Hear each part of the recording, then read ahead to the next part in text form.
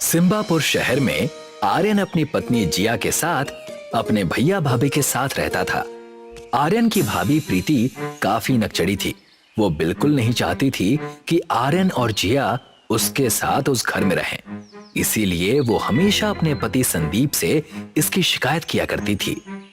कितनी बार कहा है आपको, मुझे आपके भाई और उसकी पत्नी के साथ रहना पसंद नहीं है और मैं बिल्कुल नहीं चाहती कि उन्हें पिताजी के छोड़े हुए जमीन जायदाद में हिस्सा मिले। मैं खुद यही चाहता हूँ भाग्यवान, इसलिए आज मैं कोर्ट में जाकर आया हूँ और एक वकील को घूस खिलाकर एक फर्जी वसीयत के कागज तैयार करा लिए हैं, जिसमें साफ साफ लिखा है कि पिताजी जाने से पहले सारी चीजें मेरे नाम कर गए थे। अब बस कल सुबह की देर है। वाह पतिदेव, क्या तरकीब लगाई है आपने। आर्यन और जिया स्वभाव के बहुत अच्छे थे। घर का सारा काम जिया अकेले किया करती थी और आर्यन अपने पिता की बिरयानी की दुकान में काम किया करता था। अगले दिन का सूरज उगता है। संदीप और प्रीति आर्यन और उसकी पत्नी दोनों को घर से निकाल देते हैं। भैया, ये आप नहीं कर सकते। दीदी, हमसे क्या गलती हो गई? आप हमें घर से निकाल देंगी तो हम कहाँ जाएंगे? कहीं पर भी जाओ, बस मेरे घर पर वापस मत आना। और आर्यन, तुम्हें काम पर आने की भी जरूरत नहीं है। उस बिरयानी की दुकान को भी पिताजी मेरे नाम पर करके गए हैं। अब जाओ तुम दोनों और खुद का कुछ कर लेना, बस वापस यहाँ मत आना, समझे? रहने की ही बात है तो थोड़े दिन किसी रेलवे स्टेशन पर सो जाना। गरीब लोग वहीं पर तो सोते हैं। आर्यन अपनी पत्नी को लेकर सिम्बापुर रेलवे स्टेशन चला जाता है और खाने के लिए कुछ चीजें लेता है। वो पूरा दिन उसी रेलवे स्टेशन पर बिताते हैं। ना सिर पर छत, ना बदन पर चादर। जैसे जैसे दिन बीत रहा था, खाना भी कम हो रहा था। हम खाएंगे क्या? खाने के लिए कुछ नहीं बचा है। तुम चिंता मत करो, यहीं ठहरो, मैं कुछ करता हूँ। आर्यन थोड़ी दूर जाकर लोगों से खाने की भीख मांगने लगता है। खाना, खाना, किसी के पास कुछ खाना है तो खाना दे दो, मेरी पत्नी भूखी है, खाना दे दो, कोई तो कुछ दे दो।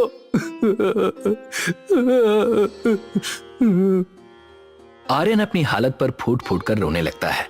तभी वहां पर एक छोटी लड़की आर्यन के पास आकर कहती है, आप रो क्यों रहे हो? मैं आपको खाना देती हूँ। आज मैं अपना टिफिन लाना भूल गई और मम्मी ने मुझे आज बिरयानी और मेरे दोस्तों के लिए मोमोज पैक करके दिए हैं। आप रोइए मत, मैं आपको अपना टिफिन देती हूँ। बेटी, तुम्हारा बहुत बहुत शुक्रिया। ईश्वर हमेशा तुम्हारे साथ रहे। ईश्वर से मेरी यही प्रार्थना है। तभी रास्ते में एक बूढ़ी औरत कमजोरी की हालत में लोगों से खाना मांग रही थी। कोई खाना दे दो, नहीं तो मैं जी नहीं पाऊंगी। आर्यन उसे देखकर रुक जाता है और बूढ़ी औरत से कहता है, जी माँ जी, मैं थोड़ा सा खाना आपको देता हूँ। मैं अपने हिस्से का खाना आपको दे देता हूँ। मुझे बस इतना खाना चाहिए था जिससे मेरी पत्नी का पेट भर जाए।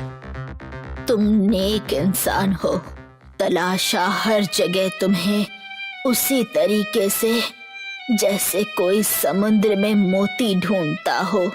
हर बार पत्थर हाथ में आते हैं, मगर आज इस समंदर में मुझे मोती मिल गया। वो बूढ़ी औरत अचानक से परी में बदल जाती है। जिस बच्चे ने तुम्हें ये टिफिन दिया था वो मैं ही थी बेटा। भूखमरी की हालत में भी तुमने मुझे खाना दिया। अब से तुम कभी भूखे नहीं सोओगे। धीरे धीरे सब जो तुमने खोया है उसका दुगना तुम्हारे पास आ जाएगा। मेहनत करो और खूब तरक्की करो आर्यन। परी जादू से वहां स्टेशन पर एक दुकान खड़ी कर देती है जिस पर मोमोज बिरयानी लिखा होता है। कल से तुम यही बेचोगे।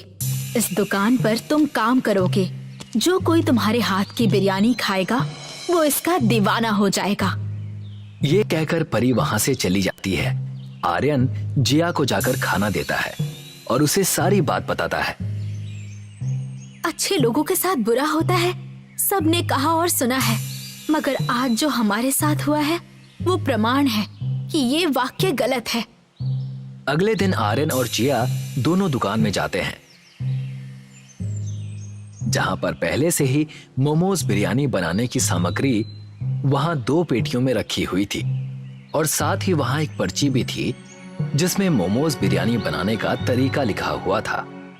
यहाँ तो पहले से ही सामग्री रखी हुई है। हम इस बिरयानी को सबके लिए बेचेंगे। इसे गरीब भी खरीद सकता है और अमीर भी। इस बिरयानी को हम 5 रुपए में बेचेंगे। सही कहा आपने। आर्यन और जिया मोमोज बिरयानी बना लेते हैं और उस मोमोज बिरयानी को रेलवे स्टेशन पर 5 रुपयों में बेचना शुरू कर देते हैं। थोड़ी देर बाद वहां कई सारे लोग उनकी बनाई हुई मोमोज बिरयानी खाने आ जाते हैं। बेटा, शुक्रिया, तुमने हम गरीबों को अपने ध्यान में रखकर ये अनोखी मोमोज बिरयानी 5 रुपए में बेचना शुरू किया। हमने भी दिन सहे हैं, हमें पता है कि कैसा लगता है। आप निश्चिंत रहिए और ये बताइए कि आपको और बिरयानी चाहिए क्या, क्योंकि उसके लिए और पैसे देने की जरूरत नहीं है। धीरे धीरे आर्यन और जिया की मोमोज बिरयानी पूरे शहर में प्रसिद्ध हो गई। सब लोग उसकी दुकान पर 5 रुपए की मोमोज बिरयानी खाने आने लगे। कई शहरों के धनवान भी उसके पास 5 रुपए वाली मोमोज बिरयानी खाने आते और उसे कई सारे पैसे देकर जाते। ये खबर हवा की तरह संदीप और प्रीति तक भी पहुंच जाती है। ये मैं क्या सुन रही हूँ पतिदेव? आर्यन और जिया फिर से अमीर बनते जा रहे हैं। उन्हें कई सारे शहर के धनवान लोग उस बिरयानी को खाकर ज्यादा पैसे भी दे रहे हैं उन्हें। जानता हूँ, मुझे भी समझ में नहीं आ रहा है। सब तो हमने उससे छीन लिया था, तब उसके पास ये दुकान खोलने के पैसे कैसे आए और इतने पैसे कैसे आए कि वो बिरयानी को 5 रुपयों में बेच रहा है। हम दोनों को जाकर देखना पड़ेगा, भाग्यवान। मगर वो हमसे बात भी करेगा क्या? वो सब मुझ पर छोड़ दो। मैं अपने भाई को जानता हूँ, उसका दिल बहुत कोमल है। वो मुझसे गुस्सा नहीं रह सकता है। संदीप और प्रीति दोनों आर्यन और जिया से मिलने उनकी दुकान पर पहुंच जाते हैं। मेरे भाई आर्यन, मुझे माफ कर देना, मुझसे गलती हो गई थी। जिया, मुझे भी माफ कर दो। हमने तुम लोगों के साथ बहुत बुरा किया। अरे दीदी, कोई बात नहीं। बुरा तो हमारे साथ हुआ, मगर हम टूटे नहीं और आप हमारे पास आ गईं, तो मैं अभी कह सकती हूँ कि परिवार हमसे झूठे नहीं। संदीप भैया, हमने आप दोनों को माफ किया। मैं आप दोनों को मोमोज बिरयानी खिलाता हूँ। आर्यन दोनों को मोमोज बिरयानी खिलाता है। संदीप बातों बातों में आर्यन से मोमोज बिरयानी की दुकान का राज पूछता है और आर्यन अपने भाई पर भरोसा करके उसे बता देता है। भैया, हम 5 रुपयों में इस मोमोज बिरयानी को इसलिए बेच पा रहे हैं क्योंकि इस दुकान में 2 पेटियां हैं जिसमें हर दिन अपने आप मोमोज बिरयानी बनाने की सामग्री आ जाती है और पर्ची में मोमोज बिरयानी कैसे बनाते हैं वो भी लिखा हुआ है। इसलिए ये मोमोज बिरयानी खाने में इतनी अच्छी लगती है। अच्छी बात है, बहुत अच्छी बात है। मोमोज बिरयानी के लिए शुक्रिया। अब हम चलते हैं, मगर हम आगे भी तुम दोनों से मिलने आते रहेंगे। संदीप और प्रीति घर लौट जाते हैं। कहा था ना मैंने, वो आर्यन मुझसे गुस्सा नहीं रह सकता। और देखा किस तरीके से मैंने उससे सब उगलवा लिया। वो 2 पेटियां और वो पर्ची, हमें बस वही चाहिए। फिर हम भी मोमोज बिरयानी बेचेंगे, वो भी ज्यादा भाव में। सोचो सोचो पतिदेव, कितने पैसे होंगे हमारे पास। कुछ योजना बनाओ। मैंने योजना सोच रखी है भाग्यवान, बस तुम मेरे साथ चलना। अगले दिन रात को आर्यन और जिया अपनी दुकान को बंद करके चले जाते हैं और संदीप और प्रीति रेलवे स्टेशन में प्रवेश करते हैं। प्रवेश करते ही उन्हें वो बच्ची मिलती है जिसने आर्यन को मोमोज और बिरयानी की टिफिन दी थी।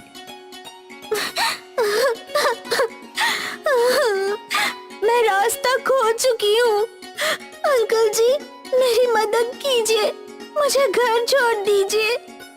ए लड़की, यहाँ से भाग, जा यहाँ से, किसी और से मदद मांग। अरे, ये बच्ची यहाँ कैसे आ गई? ए, समझ नहीं आता क्या? निकल यहाँ से। वो बच्ची वहां से रोते रोते चली जाती है। संदीप और प्रीति आर्यन की मोमोज बिरयानी की दुकान पर पहुंचते हैं। देखो, यही है वो पेटियां जिसमें हर दिन उस अनोखी मोमोज बिरयानी बनाने की सामग्री अपने आप आ जाती है। और वो रही पर्ची जिसमें उस मोमोज बिरयानी को बनाने का तरीका लिखा है। कितना भोला है मेरा भाई, ऐसी चीज को कोई खुले में छोड़कर कैसे जा सकता है।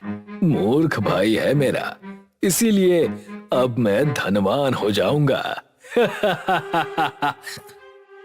संदीप और प्रीति उन दोनों पेटियों और पर्ची को उठाकर जाने लगते हैं। तभी उन्हें बीच में एक बूढ़ी औरत दिखाई देती है जो उन दोनों से मदद मांगती है। कोई मेरी मदद करो, कोई मुझे कुछ खाने के लिए दे दो, बड़ी भूख लग रही है। बेटा, पेटी में से कुछ खाने को दे दो। नहीं नहीं, हमारे पास आपको देने के लिए कुछ नहीं है। जैसे ही वो ये शब्द कहता है, वो बूढ़ी औरत परी में बदल जाती है और उन दोनों से कहती है, मैंने 2 बार रोकने की कोशिश की तुम दोनों को अपने कहर से बचाने की, मगर लालच को मैंने तुम्हारे अंदर वास करते देखा। नहीं मिलेगी माफी तुम दोनों को इस गुनाह की। धनवान होना था तुम दोनों को, अब सब छीन लिया जाएगा तुमसे। कूदता था तुम्हारा मन पैसा देखकर, अब कूदते रहना जिंदगी भर एक मेंढक की तरह। संदीप और प्रीति दोनों मेंढक में बदल जाते हैं। अगली सुबह होती है, आर्यन अपनी दुकान खोलता है और उसे वो दोनों पेटियां अपनी जगह पर ही दिखती हैं, जैसे पिछली रात कुछ हुआ ही ना हो। शहर में आर्यन आगे और कई सारी जगहों पर अपनी 5 रुपए की मोमोज बिरयानी की दुकान खोल लेता है और अपनी जिंदगी आराम से जीता है। एक गांव में अभिमन्यु नाम का व्यक्ति पनीर बिरयानी बेचा करता था। एक दिन अभिमन्यु बाजार में पनीर बिरयानी का ठेला लगाकर ग्राहकों को आवाज लगा रहा था। आइए आइए और पनीर बिरयानी का आनंद उठाइए। सभी का धंधा इस समय चल रहा है मंदा। मेरी बिरयानी के साथ मिला हुआ पनीर इस गर्मी में आपको कर देगा ठंडा। तभी वहाँ पर मुखिया आकर अभिमन्यु से बोला, अरे क्या बात है अभिमन्यु, कितनी देर से देख रहा हूँ कि ग्राहकों को आवाज लगा रहे हो, मगर कोई तुम्हारी पनीर बिरयानी खाने ही नहीं आ रहा। ऐसी बात नहीं है मुखिया जी, कुछ देर बाद देखिएगा कि कितने ग्राहक मेरे ठेले पर आकर बिरयानी खाने का आनंद उठाएंगे। अभिमन्यु, ये गर्मी का मौसम है, तुम पनीर बिरयानी बेचने की बजाय कोई नया आइटम क्यों नहीं बेचते? नहीं मुखिया जी, पनीर बिरयानी मेरे पिताजी भी बेचा करते थे और उन्होंने ही मुझे पनीर बिरयानी बनानी सिखाई थी। मैं इस धंधे को नहीं छोड़ूंगा। कुछ देर में अभिमन्यु के ठेले पर लोगों की भीड़ लगने लगी और देखते ही देखते अभिमन्यु की पनीर बिरयानी खत्म हो गई। मुखिया मुस्कुराते हुए अभिमन्यु से बोला, मान गए अभिमन्यु, तुम्हारी पनीर बिरयानी का स्वाद गर्मी में भी लोगों को अपनी ओर खींच लाता है। अभिमन्यु मुस्कुराता हुआ घर चला गया और मुखिया भारी मन से अपने खेत की ओर चला गया। खेत पर उसका भतीजा चंदू मुखिया का इंतजार कर रहा था। चाचा जी, क्या आपने अभिमन्यु से बात की? हाँ, मैंने अपने तरीके से उससे कहा कि वो पनीर बिरयानी की जगह कोई और आइटम क्यों नहीं बेचता, मगर उसने मना कर दिया। चाचा जी, अभिमन्यु की पनीर बिरयानी इतनी प्रसिद्ध है कि अगर मैं उसके सामने कोई दूसरा आइटम का ठेला लगाकर बेचूंगा तो वो नहीं बिकेगा। मेरे रोजगार का क्या होगा? चिंता मत करो चंदू, मैं कल कोई उपाय सोचकर तुम्हें बताता हूँ। इधर अभिमन्यु की पत्नी बिंदिया अभिमन्यु से बोली, कल तुम्हारे पीठ पीछे मुखिया जी घर पर आए थे, बोल रहे थे कि गर्मी का सीजन चल रहा है, तुम अपने पति से कुछ और बेचने के लिए क्यों नहीं कहती? ये मुखिया जी भी ना मेरे पीछे हाथ धोकर पड़ गए हैं। अरे भाई, जब मेरी पनीर बिरयानी सारे गांव में प्रसिद्ध है तो फिर मैं दूसरा आइटम क्यों बेचूं? सही बात है, आपकी पनीर बिरयानी तो भीषण गर्मी में भी लोग खाना पसंद करते हैं जी।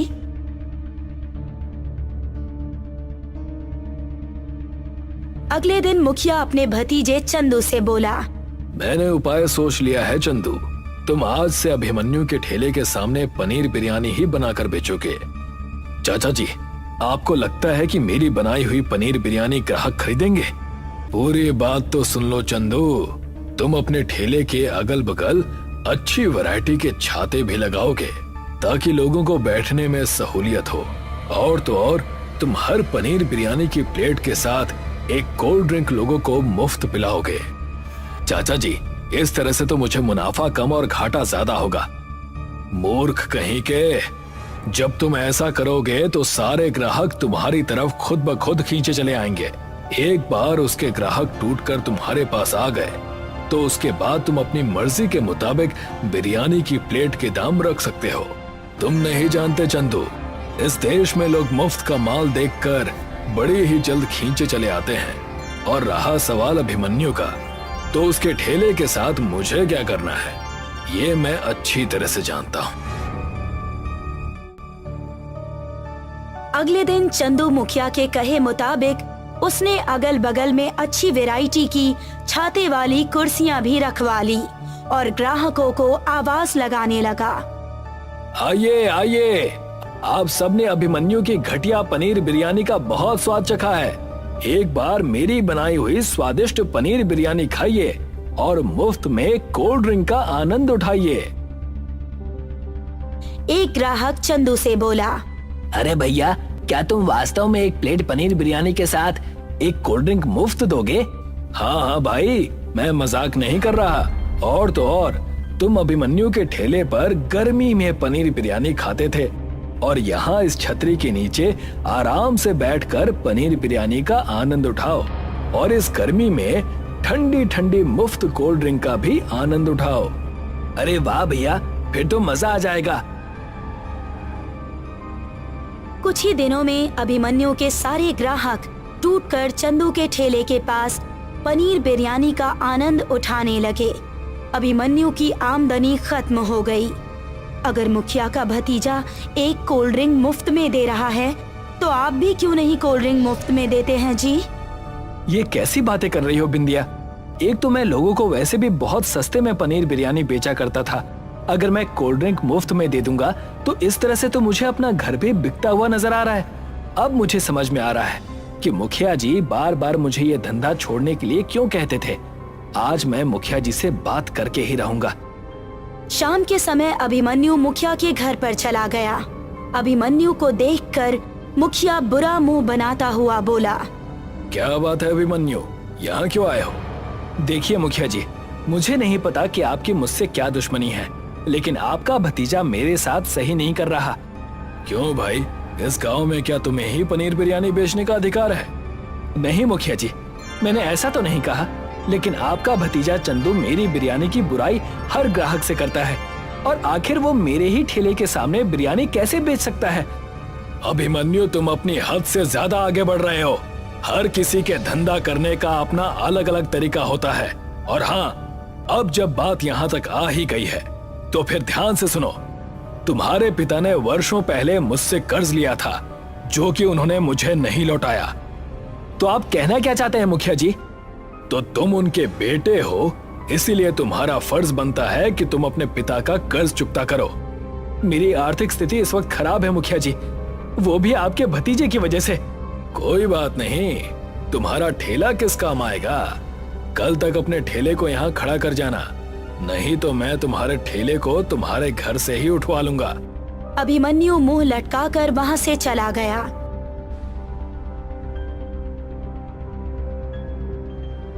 अगले दिन मुखिया के आदमी अभिमन्यु का ठेला भी उठाकर ले गए। अभिमन्यु बेरोजगार हो गया। कुछ दिन ऐसे ही बीत गए। आखिर आप कब तक ऐसे ही घर पर बैठे रहेंगे?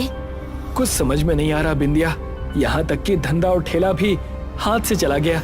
अब मैं क्या करूं? मुखिया ने जरूर आपसे झूठ बोला है। आपके पिताजी को स्वर्ग सिधारे तो कई वर्ष हो गए हैं। उन्होंने तो आपसे कभी जिक्र नहीं किया कि मुखिया से उन्होंने कुछ पैसे उधार लिए थे। जानता हूँ बिंदिया, लेकिन जानते हुए भी मैं कुछ नहीं कर सकता। अब तो लगता है कि जैसे इस गांव को छोड़कर जाना पड़ेगा। वैसे भी अब मेरा यहाँ मन नहीं लगता। इतना बोलकर अभिमन्यु क्रोध से एक बक्से पर लात मार दी। बक्से से कुछ सामान नीचे गिर गया। ये क्या किया आपने? ये तो आपके पिताजी का पुराना बक्सा था। अभिमन्यु ने अपनी पत्नी की बात का कोई जवाब नहीं दिया और वो बक्से से गिरे एक बहुत पुराने कागज को पढ़ने लगा।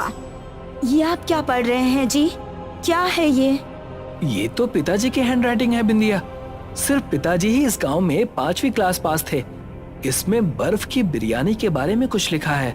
अचानक अभिमन्यु को कुछ याद आया। मुझे याद आ रहा है, पिताजी बर्फ की बिरयानी के बारे में माँ से बात तो किया करते थे कि वो एक दिन बर्फ की बिरयानी बनाकर बेचेंगे। लगता है ये वही है। अगर ऐसी बात है तो फिर आप बर्फ की बिरयानी क्यों नहीं बेचते? अगर आपके पास पैसे नहीं हैं तो मेरे पास एक चांदी का हार पड़ा हुआ है, आप उसको गिरवी रखाइए और अपना धंधा फिर से शुरू कीजिए। अभिमन्यु उसी दिन उस हार को गिरवी रखकर कुछ पैसे ले आया और चावल खरीदकर अपने पिताजी के लिखे नुस्खे के अनुसार चावल को पकाकर उसके ऊपर बर्फ मिला दी। बिंदिया, बर्फ की बिरयानी तो बनकर तैयार हो गई। आपके साथ मैं भी बेचने का प्रयास करूंगी। हम अपनी पुरानी जगह पर धूप में ही खड़े होकर इसे बेचेंगे। अभिमन्यु बिंदिया के साथ अपनी पुरानी जगह पर चला गया और आवाज लगाने लगा, आइए भैया आइए, आप सबने पनीर बिरयानी बहुत खाई है। एक बार आप बर्फ की बिरयानी खाकर ठंडा ठंडा कूल कूल होने का आनंद उठाइए। तभी एक ग्राहक वहां आकर बोला, अरे भैया, पनीर बिरयानी, छोले बिरयानी, नॉनवेज बिरयानी के बारे में तो सुना था, बर्फ की बिरयानी के बारे में पहली बार सुना है। देख रहे हैं कितनी भीषण गर्मी है। एक बार बिरयानी को खाने का आनंद उठाइए और ठंड का मजा लीजिए। लाओ भैया, एक प्लेट लगा दो। अभिमन्यु ने एक प्लेट में बर्फ की बिरयानी उस ग्राहक को दे दी। बिरयानी खाते ही वो ग्राहक बोला, अरे भैया, बर्फ की बिरयानी को खाकर तो मुझे ऐसा लग रहा है जैसे कि दिसंबर की सर्दी आ गई हो। उस ग्राहक की बात सुनकर सभी ग्राहक अभिमन्यु के बर्फ की बिरयानी पर दौड़ पड़े।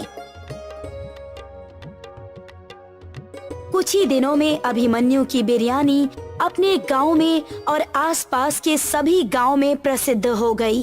अभिमन्यु की बर्फ की बिरयानी जो भी खाता उसे भीषण गर्मी में भी गर्मी नहीं लगती।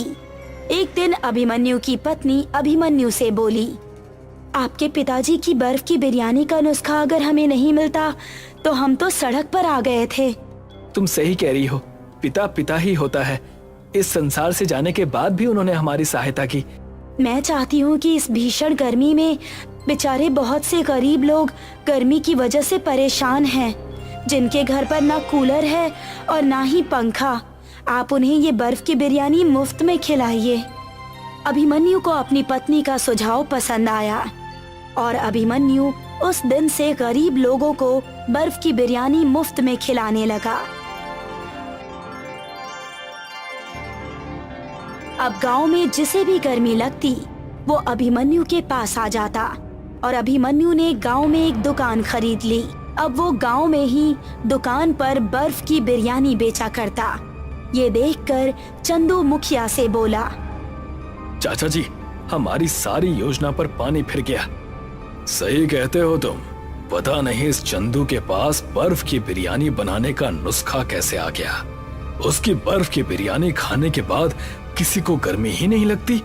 अब तो दूर दूर से लोग आकर उसकी बिरयानी खाने लगे हैं और वो भी सिर्फ इसी वजह से खाते हैं ताकि वो अपने शरीर की गर्मी भगा सके।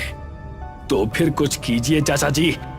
जब दुश्मन ताकतवर हो जाए तो फिर उससे दुश्मनी नहीं बल्कि समझौता करना चाहिए। चलो मेरे साथ।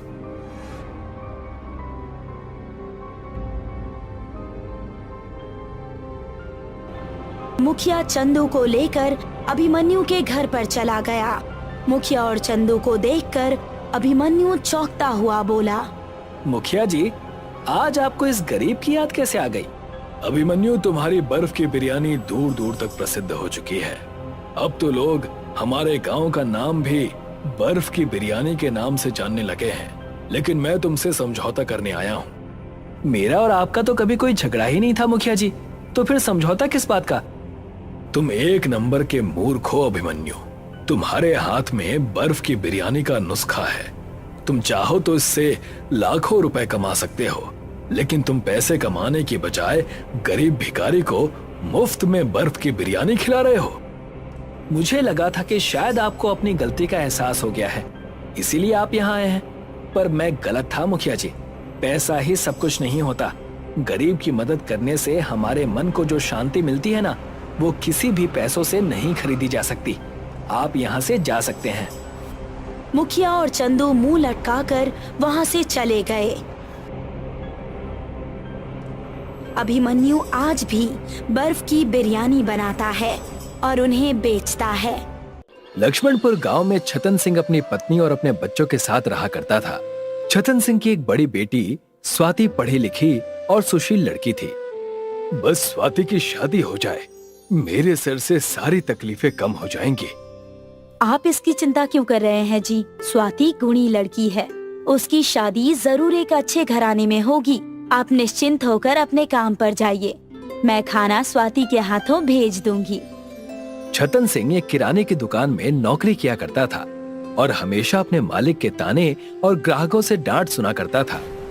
मुझे 1 किलो बासमती चावल दे देना, आज घर पर बिरयानी बनानी है। अरे वाह बहन जी, ये बड़ी अच्छी बात है। 1 किलो बासमती चावल पूरे 200 रुपए के हैं, पैसे दीजिए। 200 रुपए? तुम्हारा दिमाग खराब तो नहीं हो गया है? 200 रुपए चावल कैसे हो सकते हैं? आस पड़ोस की दुकान में तो 120 रुपए किलो है। वो क्या है ना बहन जी कि ये सारी कीमत मेरे मालिक ने तय की है। अगर मैं इसे कम में बेचता हूँ तो मुझे बहुत डांट पड़ती है। उनसे कहिए अब से मैं आपके इस घटिया दुकान में नहीं आने वाली हूँ और सबको मना करने वाली हूँ कि और कोई भी इस दुकान में ना आए। वो औरत दुकान पर से गुस्से में चली जाती है। उतने में वहाँ पर छतन सिंह का मालिक आता है, जो ये सारी बातें सुन लेता है और छतन सिंह को फटकार लगाकर कहता है, तुम हो ही नहीं किसी काम के, तुमसे कुछ नहीं होने वाला। मैं तुम्हें अभी नौकरी से निकालता हूँ। मालिक, आप ये कैसी बातें कर रहे हैं? मैं आपके यहाँ 20 साल से काम कर रहा हूँ, ऐसा ना कीजिए। एक ग्राहक तो तुमसे संभाला नहीं जाता। चले जाओ यहाँ से, दफा हो जाओ। पता नहीं किस काम के हो और आइंदा कभी अपनी शक्ल भी मत दिखाना। छतन सिंह वहाँ से जा ही रहा होता है कि स्वाति हाथ में टिफिन का डब्बा लिए उसे रास्ते में मिलती है और उसे निराश देखकर उससे कहती है, क्या हुआ पिताजी, आप इतने चिंतित क्यों हैं और इस तरह भारी धूप में कहाँ जा रहे हैं? मैं क्या बताऊं बेटी, मेरी किस्मत ही फूटी हुई है।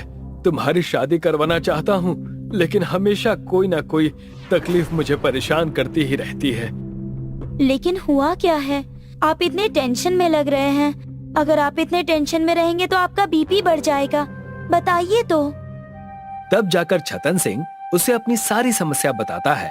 पिताजी की परेशानी देखकर स्वाति की आंखों में आंसू आ जाते हैं। तुम क्यों रो रही हो बेटी? इन सब में मेरी ही गलती है। मेरे सारे दोस्त बेईमानी करके आगे निकल गए और एक मैं हूँ जिसे बेईमानी करना नहीं आता तो कुछ ना कर पाया। दोनों वहाँ चिंता में खड़े थे कि उन्हें कुछ डाकुओं के झुंड ने घेर लिया, जिसे देखकर दोनों अचंभित रह गए।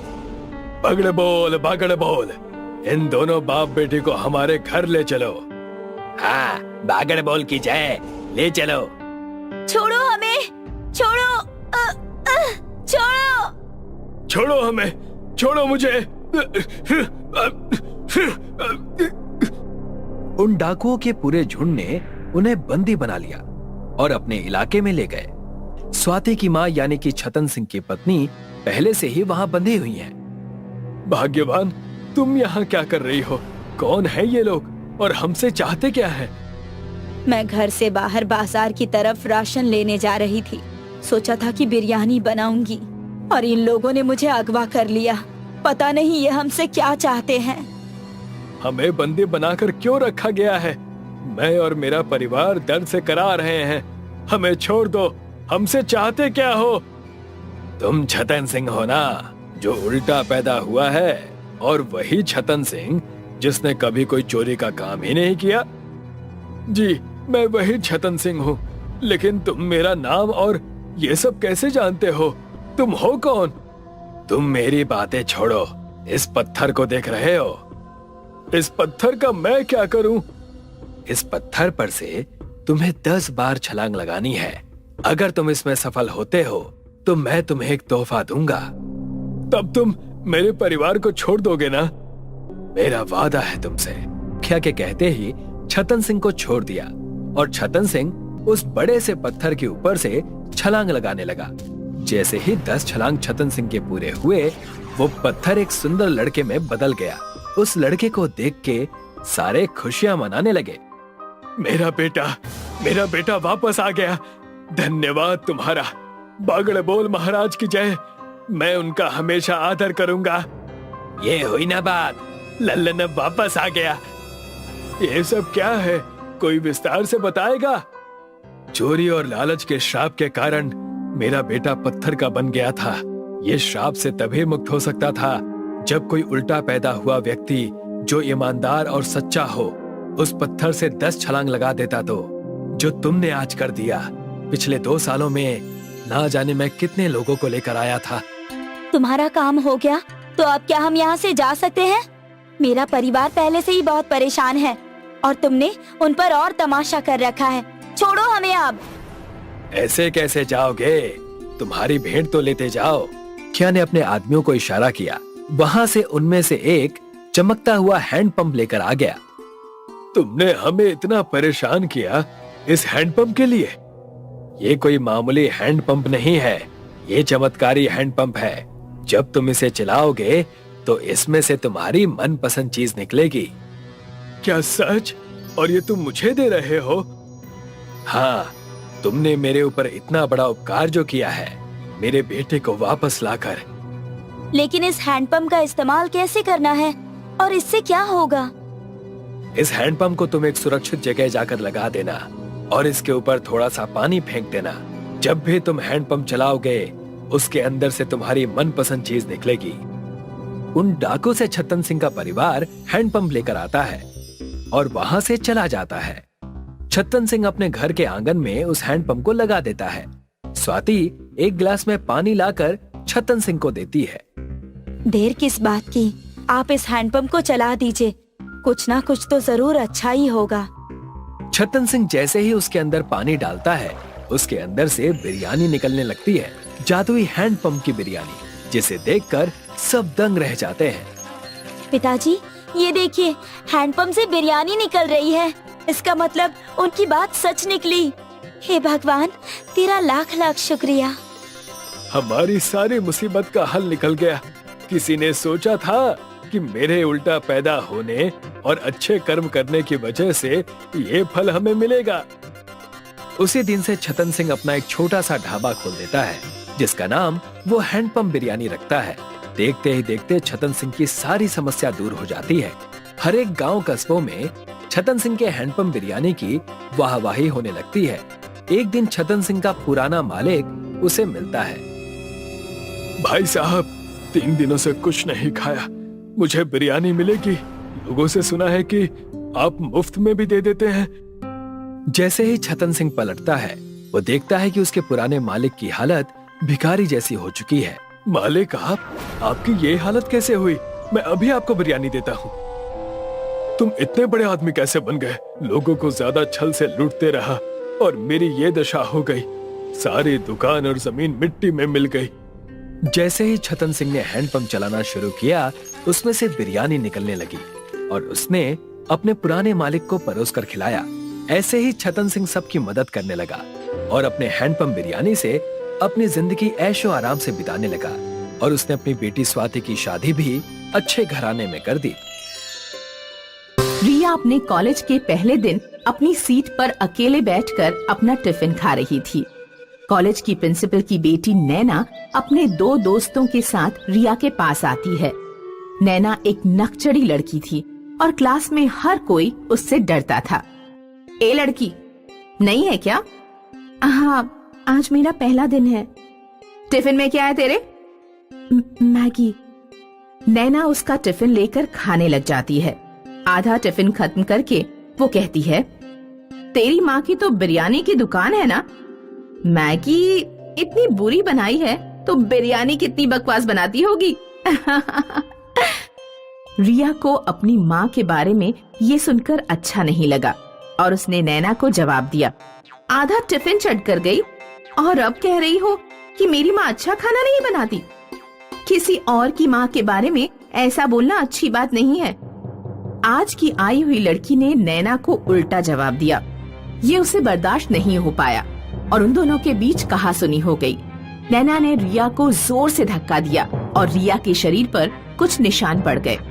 उस दिन घर पहुंचते ही रिया की माँ ने उसके शरीर पर निशान के बारे में पूछा और रिया ने उनको सब बता दिया। हम कल ही जाकर प्रिंसिपल से बात करेंगे। वो लड़की प्रिंसिपल की बेटी हुई तो क्या हुआ, ऐसे मनमानी थोड़े ना चलेगी उसकी। दूसरी सुबह रिया और उसकी माँ प्रिंसिपल के पास गए। प्रिंसिपल मानने को राजी ही नहीं थी कि उसकी बेटी नैना ऐसा कर सकती है। उसने उल्टा रिया को झूठा ठहरा दिया। रिया उदास होते हुए क्लास चली गई और उसकी माँ अपनी दुकान। आज फिर कुछ किया है उस लड़की ने तेरे साथ? हाँ माँ, जब टिफिन खाने बैठी तो सबको मेरे टिफिन के बारे में भला बुरा कहने लगी और सब मुझ पर हंसने लगे। तू रुक बेटा, कल मैं तेरी पूरी क्लास के लिए बेहतरीन बिरयानी बनाकर भेजूंगी। रिया और उसकी माँ एक दूसरे को देखकर मुस्कुराते हैं। उनकी मुस्कान में एक राज छुपा हुआ था, एक जादुई राज। दूसरे दिन रिया के स्कूल पहुंचते ही सबको उसके बैग से बिरयानी की खुशबू आने लगी। उसको कई लोगों ने पूछा कि इतनी सुंदर खुशबू क्या उसके बैग से आ रही है? हाँ हाँ, आज सबको बिरयानी खाने को मिलेगी। मेरी माँ ने पूरी क्लास के लिए बिरयानी भेजी है। लंच ब्रेक में सब रिया के आगे लाइन लगाकर खड़े हो गए। पूरी क्लास ने रिया की माँ के हाथ की बिरयानी खूब स्वाद लेकर खाई। अब आएगा मजा। बिरयानी तो खा लिया, अब बिरयानी के जादू का समय है। लंच ब्रेक के बाद सब स्टूडेंट्स क्लास में बैठे हुए थे। नैना अचानक बेंच में चढ़कर बंदर की तरह उछलने लग गई।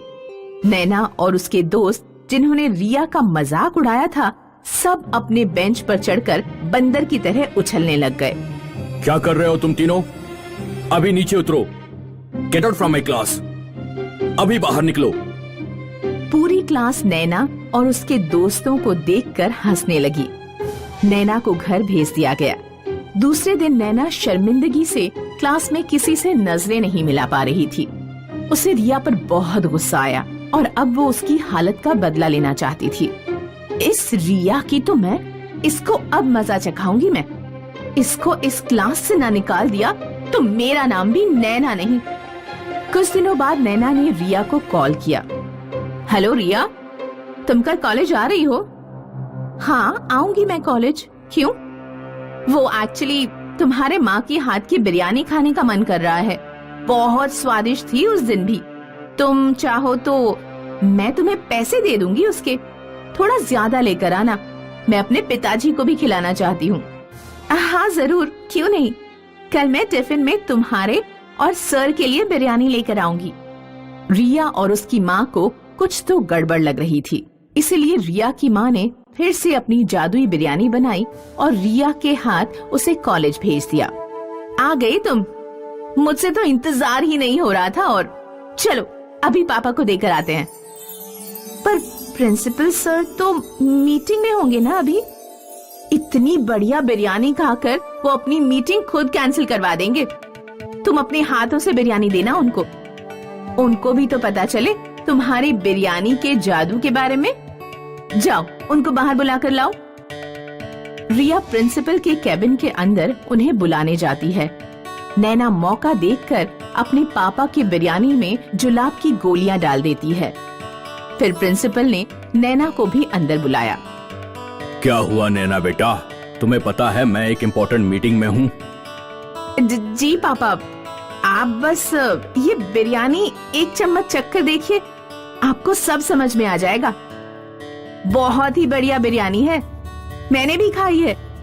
मैं चाहती हूँ कि आप भी रिया की माँ की हाथ की बिरयानी खाएं।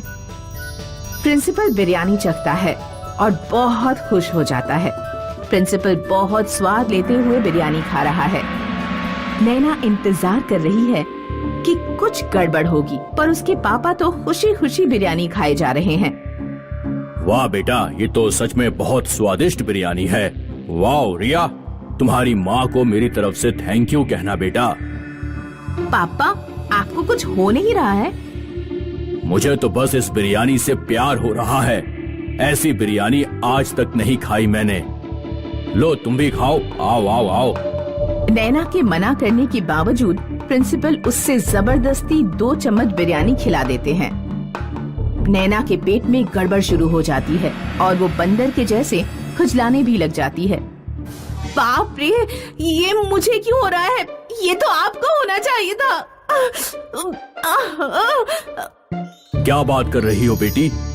नैना भागते हुए टॉयलेट जाती है और वापस आकर फिर से बंदर के जैसे खुजलाते हुए कुछ कुछ बोलती रहती है। जुलाब की गोली तो आपके लिए डाली थी, मुझ पे क्यों असर कर रही है? आपकी मीटिंग खराब करनी थी या तो मेरा पेट खराब हो गया।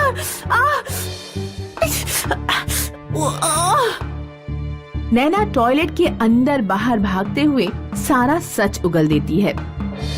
मैं हमेशा आपके प्रिंसिपल होने का फायदा उठाती थी। आपको कभी समझ ही नहीं आया कि आपकी बेटी कितनी चालाक है। नैना ने जादुई बिरयानी की शक्तियों की वजह से सारा सच उगल दिया, बिरयानी से लेकर अपनी चालाकी तक। प्रिंसिपल ये सुनकर आग बबूला हो गया और नैना के ऊपर चिल्लाने लगा। प्रिंसिपल ने रिया से माफी मांगी और उसे क्लास में जाने को कहा। रिया मुस्कुराते हुए अपनी क्लास में चली जाती है और प्रिंसिपल अपनी बेटी की क्लास लेना जारी रखता है। जय और उसकी माँ विनीता अपने छोटे से गांव में रहते थे। उनका गांव काफी पिछड़ा हुआ था। जय ज्यादा पैसे कमाने के लिए अपनी माँ को छोड़कर शहर चला जाता है। विनीता छोटे मोटे काम करके अपना गुजारा करती है। जय हर शनिवार अपनी माँ से मिलने आया करता था और रविवार शाम तक शहर वापस चला जाता था। एक रविवार की शाम विनीता उसे कहती है, बेटा, आजकल गांव में बहुत लाइट जाने लगी है। अब हर रात कैंडल खरीदने तो नहीं जा सकती। कोई लालटेन ला दे, सस्ता पड़ेगा मुझे। आपने पहले क्यों नहीं बोला माँ? मैं शहर से आते वक्त ही ला देता। अच्छा ठीक है, मैं दूसरे शनिवार ला दूंगा। अगली शनिवार जय कुछ काम से घर नहीं आ पाता और विपुल नाम के अपने एक दोस्त के हाथ अपनी माँ के लिए लालटेन भिजवा देता है। विनीता रात को लालटेन जलाकर अपने सारे काम करती है। देर रात तक लाइट न आने की वजह से विनीता लालटेन को धीमी आग में जलाकर कमरे के एक कोने में रखकर सो जाती है और दूसरी सुबह, ओह, रात भर ये लालटेन चालू रहा, मुझे तो बंद करना याद ही नहीं रहा। ऐसा कहते हुए विनीता लालटेन बुझाने उसके पास गई। लालटेन के पास एक मटका रखा हुआ था। विनीता ने अच्छे से देखा तो वो मिट्टी का मटका अब सोने का बन गया था। ये सोने का मटका? यहाँ तो मैंने मिट्टी का मटका रखा था, ये कैसे हो गया? जय को आने दो, उससे पूछना पड़ेगा। उस रात विनीता फिर से जलती हुई लालटेन अपने बिस्तर के पास रखकर सो गई। रात भर विनीता करवटें लेती रही। उसकी नींद भी अच्छे से नहीं हुई। सुबह उठकर जब विनीता अपने बिस्तर पर बैठी तो वो सारा माजरा समझ गई। हाय दैया, ये मेरा बिस्तर सोने का कैसे बन गया? जरूर इस लालटेन में कोई जादुई शक्तियां हैं। विनीता ने उस हफ्ते हर रात लालटेन किसी एक चीज के सामने रखी और रात भर उस लालटेन की रोशनी में रखने की वजह से वो चीज सोने की बन जाती थी। विनीता अब बेसब्री से जय का इंतजार कर रही थी। शनिवार को जय अपने दोस्त विपुल के साथ गांव आया और अपने घर के अंदर जाकर उसे यकीन नहीं हो रहा था कि ये उसी का घर है। माँ, ये मैं क्या देख रहा हूँ? क्या ये वही है जो मैं सोच रहा हूँ? हाँ बेटा, जो लालटेन तूने शहर से भिजवाई थी वो जादुई लालटेन थी। उसकी रोशनी में कोई भी सामान रात भर रख दो तो वो सोने का बन जाता है। माँ, हम तो लखपति बन गए। सोने की लॉटरी लग गई है हमारी माँ। जय और विनीता खुशी से गले मिलते हैं।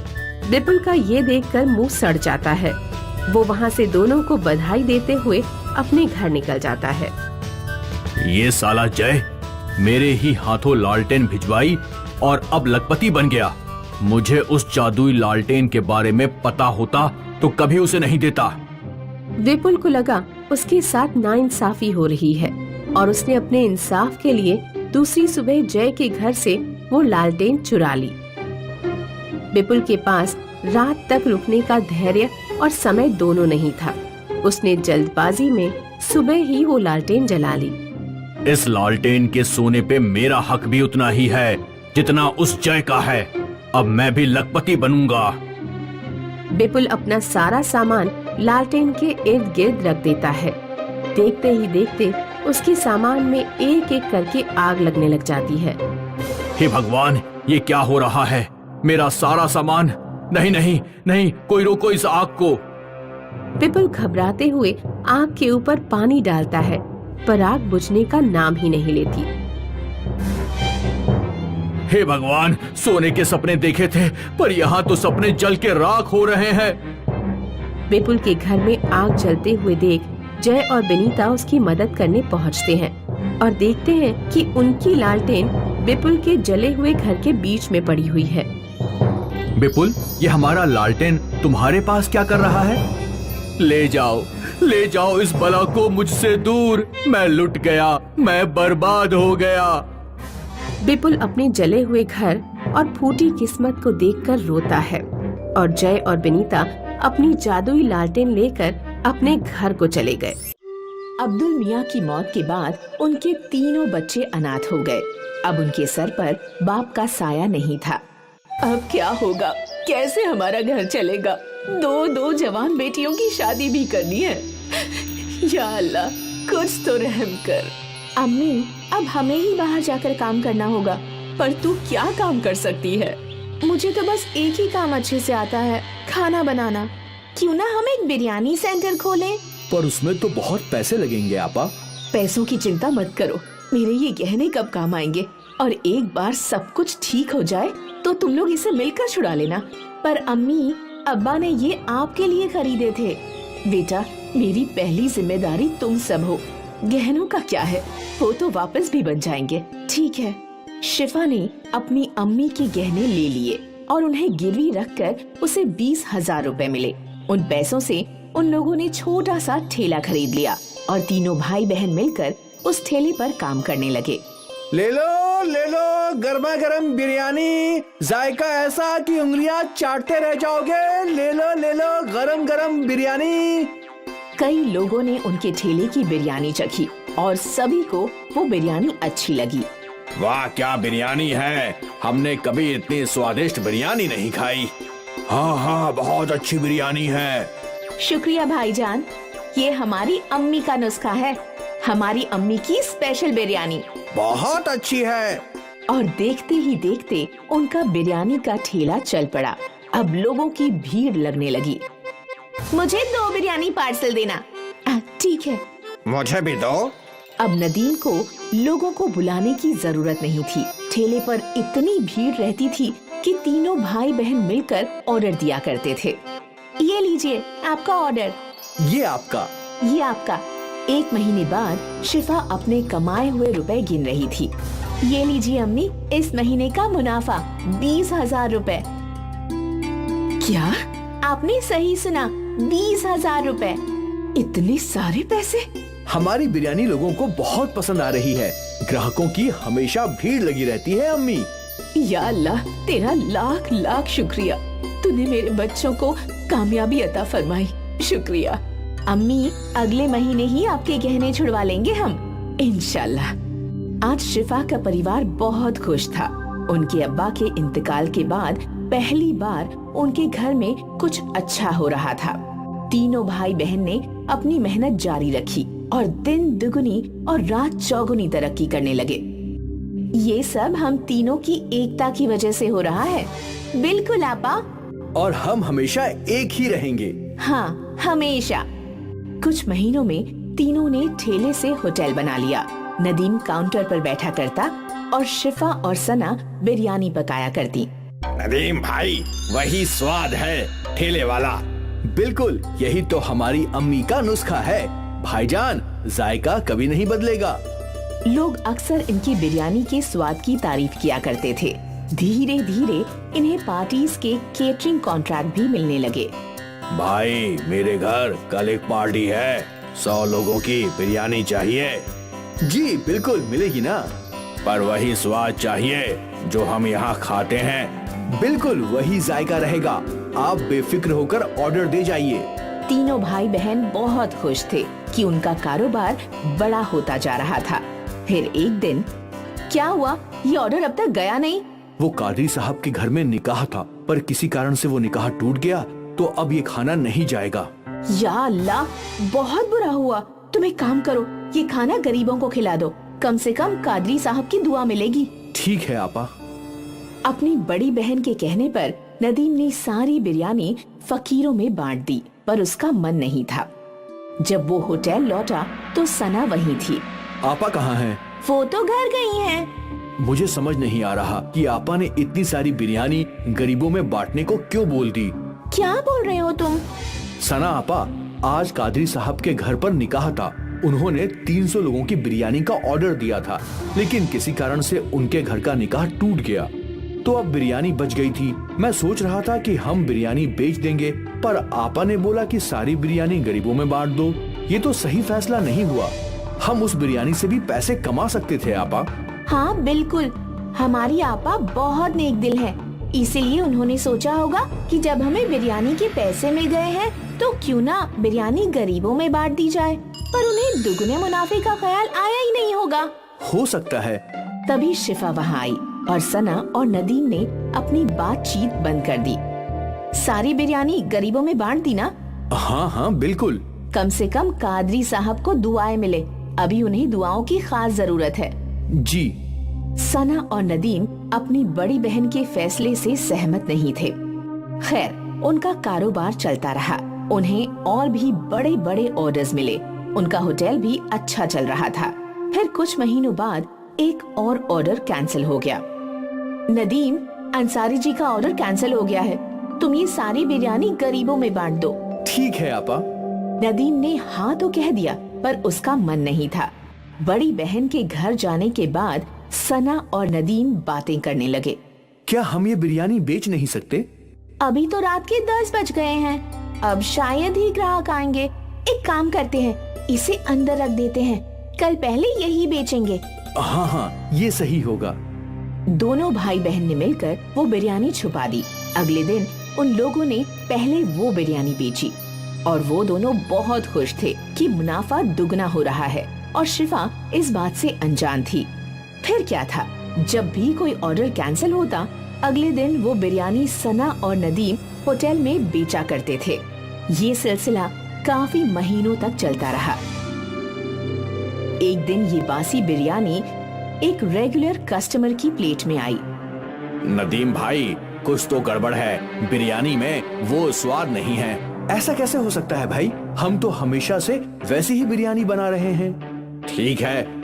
धीरे धीरे सारे कस्टमर्स को बिरयानी की गड़बड़ समझने लगी और उन्हें वो स्वाद पसंद नहीं आ रहा था। अचानक उनके होटल में ग्राहक कम हो गए। तभी शिफा सोच में डूब गई। अचानक ऐसा क्या हो गया? हमारे ग्राहक टूट क्यों रहे हैं? ऐसा चलता रहा तो कैसे चलेगा? नदीम को अपनी गलती समझ में आई। वो अपनी आपा के सामने रोने लगा। मेरी गलती है, मैंने और सना आपा ने बासी बिरयानी ग्राहकों को खिलाई। क्या? नदीम ने अपनी आपा के सामने सारी गलती कबूल की। ये तूने क्या कर दिया? ज्यादा मुनाफा कमाने के चक्कर में धंधा ही तोड़ दिया। अब हम कैसे ग्राहकों को वापस लाएंगे? हमें माफ कर दीजिए आपा। हमें नहीं पता था कि ऐसा कुछ हो जाएगा। तुम्हारे लालच ने सब कुछ बर्बाद कर दिया। तीनों सोचने लगे कि अब वो लोग क्या कर सकते हैं, और फिर अगले दिन शिफा को एक रास्ता मिल गया। शिफा ने एक बोर्ड लिखवाया, हमें माफ कर दीजिए, हमारी गलती की वजह से आपको बासी बिरयानी खानी पड़ी। हम शर्मिंदा हैं, इसलिए अगले एक हफ्ते तक हम सबको फ्री में बिरयानी खिलाएंगे। ये बोर्ड शिफा ने होटल के बाहर लगा दिया। कस्टमर्स ने बोर्ड पढ़ा और वो फ्री की बिरयानी खाने होटल में आ गए, और एक बार फिर उन्हें ताज़ी बिरयानी का स्वाद पसंद आने लगा। ये तो बिल्कुल पहले जैसी है। हाँ हाँ, मजा आ गया। भले ही उनको एक हफ्ते फ्री में बिरयानी खिलानी पड़ी, पर उनकी मुश्किल का हल निकल गया। उनके ग्राहक लौट आए और सना और नदीम को समझ में आ गया कि लालच बुरी बला है। एक बार फिर अम्मी की बिरयानी चल पड़ी। वानगांव नाम का एक गांव था। नमन वहां अपने गरीब और लाचार परिवार के साथ रहता था। नमन की माँ सुकन्या लंबी बीमारी से गुजर रही थी, जिसे लेकर नमन हमेशा चिंतित रहता था। माँ की बीमारी के कारण नमन अपनी पढ़ाई भी पूरी ना कर सका। माँ, मैं सोच रहा हूँ कि कुछ दिन शहर जाकर नौकरी ढूंढाऊं। तब तक आप अपना ध्यान रखिएगा, शायद पिताजी हमें वहाँ मिल जाएं। बेटा, तुम्हारे पिताजी को लापता हुए 25 साल बीत चुके हैं। तुम कितनी बार शहर जाकर छानबीन कर चुके हो, लेकिन उनका कोई पता नहीं चला। अब उम्मीद करना ही गलत है। माँ, मुझे पूरा विश्वास है कि पिताजी को मैं इस बार जरूर ढूंढ निकालूंगा। तुम्हें मेरी तबीयत के बारे में अच्छे से पता है। मैं अकेले इस झोपड़े में नहीं रह सकती। मैं भी तुम्हारे साथ आ रही हूँ। जो होगा वो दोनों साथ में देख लेंगे। माँ बेटे दोनों ही अपने अपने बोरिया बिस्तरा बांधकर शहर के लिए रवाना हो गए। कुछ दूर चलने के बाद रमन ने देखा कि उनके पास रखा पानी खत्म हो चुका है। मुझे बड़ी प्यास लगी है बेटा, कहीं से भी पानी लेकर आ, वरना मैं चक्कर खाकर गिर जाऊंगी। आप यहीं पास वाले बगीचे में बैठ जाइए, मैं तब तक पानी लेकर आता हूँ और जल्दी आता हूँ। आप चिंता मत करिएगा। बेटा, जितना तुमने दिलासा दिया है ना, उतने में तो तुम जाकर पानी ले आते। जा और जाकर ले आ। नमन पास के गांव में पानी ढूंढने के लिए जाता है, लेकिन हर जगह उसे खाली सड़कें और सिर्फ पेड़ ही नजर आते हैं। और उन्हीं सड़कों पर उसे एक घर दिखता है जो कि ठीक पहाड़ों के बीच में था। उस घर को देखते ही नमन के चेहरे पर राहत आती है। वहाँ एक घर नजर आ रहा है, मुझे वहाँ जाकर देखना होगा, बस पानी मिल जाए। नमन उस घर में जाता है और जाकर दरवाजा खटखटाता है। कोई है? कोई है? यहाँ पर कोई है? मेरी माँ का प्यास से बुरा हाल हो चुका है, कृपया करके मेरी मदद कीजिए। दरवाजा खोलिए, मुझे आपकी मदद चाहिए। हाँ हाँ, रुको बेटा, मैं आया। उस बूढ़े आदमी ने दरवाजा खोला और मटके से पानी निकाला और ग्लास में लाकर उसे देते हुए कहा, चलो चलो, जल्दी से चलो, मेरे पास ये पानी रखा हुआ है, ये उन्हें पिला दो। साथ ही मैंने कुछ जामुन लिए हैं, उन्हें ये जामुन खिलाकर पानी पिला देना, वो अपने आप ठीक हो जाएंगी। जैसा आप कहें, ये सामान मुझे दे दीजिए, मैं वहाँ उनसे पहले पहुँचा दूंगा। नमन उस आदमी से सारी चीजें लेकर अपनी माँ के पास पहुँचता है। पानी, पानी, पानी, जल्दी ले आओ बेटा। माँ, तुम चिंता मत करो, ये लो पानी, मैं लेकर आ गया हूँ माँ। उससे पहले ये जामुन खा लो। उस जामुन को खाकर नमन की माँ बिल्कुल तंदुरुस्त हो गई, जिसे देखकर नमन हैरान हो गया। माँ, आप तो एकदम बदल गई हैं। ये सब क्या है? मैंने आपको इतना स्वस्थ तो कभी नहीं देखा। मैं खुद ये बात नहीं समझ पा रही हूँ, आखिर ये सब माजरा क्या है? तुम्हें ये जामुन कहाँ मिले? और उस जामुन का स्वाद एकदम जाना पहचाना था। उतने में ही वहाँ पर वही शंकर आ जाता है, जिसे देखकर नमन की माँ सुकन्या हैरान हो जाती है। आप यहाँ? नमन, नमन, नमन, ये तो तेरे पिताजी हैं, जिन्हें हम शहर ढूंढने के लिए जा रहे थे। पापा, आप हमें क्यों छोड़कर चले गए? मैं तुम्हें सारी सच्चाई अच्छे से बताता हूँ। उस वक्त गांव में बाढ़ आ चुकी थी। पास का ही एक डैम खुलने के कारण सारा पानी गांव के अंदर आ गया था। अरे शंकर, जल्दी से अपने परिवार को उठाकर उन्हें रिश्तेदारों के पास भेज दो। डैम खुलने की वजह से इस गांव में पानी आ चुका है और जल्दी ही पूरा गांव डूब जाएगा। ये तुमने ठीक कहा भाई, मैं अभी ऐसा ही करूंगा। उस वक्त शंकर ने ठीक वैसा ही किया। अपने बच्चे नमन और अपनी पत्नी सुकन्या को रिश्तेदारों के पास भेज दिया। तुम दोबारा इस डूबते हुए गांव में मत आना, मैं तुम्हारे पास जल्दी ही आऊंगा। आप जल्दी से हमारे पास आ जाइएगा, मैं आपका इंतजार करूंगी। बस नमन बेटे का ध्यान रखना। उसके बाद मैंने एक खबर सुनी कि रास्ते से जाती हुई बस खाई में गिर गई है और मैंने सोचा कि मैंने मेरा परिवार खो दिया है और इस जगह आकर बस गया। मैं आज बहुत खुश हूँ। मेरा परिवार सही सलामत है। आपका परिवार सलामती से बिल्कुल भी नहीं है और पिताजी के प्यार के लिए तरसा हूँ मैं। और एक आप हैं कि यहाँ रहकर जामुन खा रहे हैं। शर्म आनी चाहिए आपको। चुप रहो नमन, पिताजी से कोई ऐसे बात करता है क्या? आवाज ऊंची मत करो। भाग्यवान भला उस ऊपर वाले का जिसने मुझे मेरे परिवार से मिलाया। तुम्हारा दिया हुआ जामुन का पेड़ आज बहुत बड़ा हो गया है। मैंने उसे संभाल कर रखा था। वो कोई मामूली जामुन का पेड़ नहीं है, उसमें कई सारी शक्तियां हैं। मैं कुछ समझा नहीं, ये कैसे जामुन के पेड़ हैं? इससे क्या होता है? ये जामुन कई हजार सालों में एक बार ही फलता है। उस पेड़ के जामुन को खाते ही लोग तंदुरुस्त और ठीक हो जाते हैं। हम अपनी गरीबी इस जामुन की मदद से खत्म कर सकते हैं। बेटा, मैं मेरे परिवार को पाकर ही खुश हूँ। चलो उस घर पर वहाँ चलकर तुम जामुन के पेड़ को देख लो।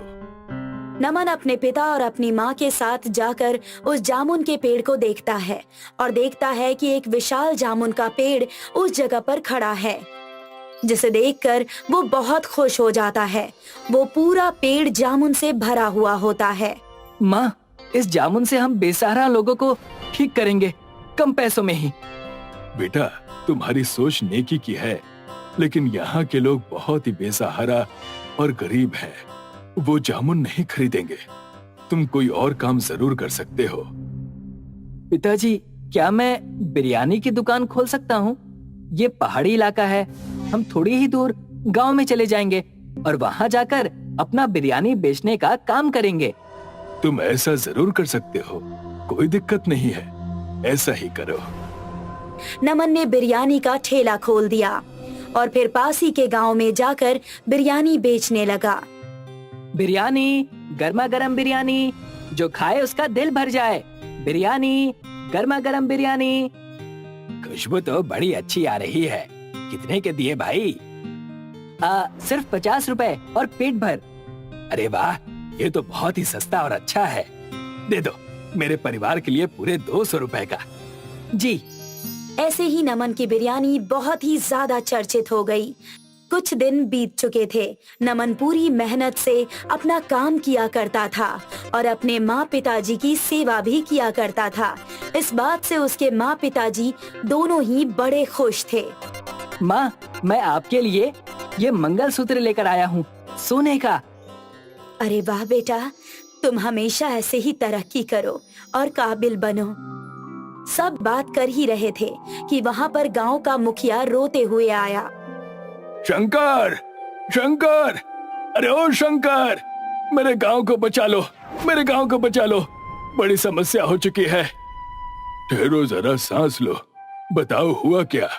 ऐसी कौन सी समस्या आ गई जो इतने भागे भागे इतनी दूर आए हो गांव से? मेरे गांव में समस्या आन पड़ी है। गांव का हर एक व्यक्ति बीमार है। गांव में एक बीमारी फैलने की वजह से लोग परेशान और हताश हैं। मैं गांव के बाहर था, इसी वजह से मैं बच गया। मेरा परिवार तक इस बीमारी की चपेट में आ चुका है। लेकिन इस बीमारी के बारे में तुम किसी डॉक्टर या वैद्य को क्यों नहीं बता देते? उस समस्या के डर से इतने लोग परेशान हैं कि मैं क्या बताऊं। पिताजी, हम उनकी मदद जादुई जामुन से कर सकते हैं। हम जामुन को बिरयानी में मिलाकर उन्हें खिला देंगे, जिससे वो बिल्कुल स्वस्थ हो जाएंगे। ऐसे में हमें उन्हें सिर्फ जामुन खिलाना चाहिए। नहीं माँ, उस गांव में हमारी बिरयानी बहुत बिकती है। जामुनी बिरयानी खाकर उन्हें पता भी नहीं चलेगा और वो एकदम तरोताजा हो जाएंगे। नमन बिल्कुल ठीक कह रहा है, हमें ऐसा ही करना चाहिए। बेटा, बस उन्हें ठीक कर दो, तुम्हें मुंह मांगी कीमत हम देंगे। नमन ने जादुई जामुन के पेड़ से कई सारे जामुन तोड़े और बिरयानी बनाकर उस जामुन में डाल दिया।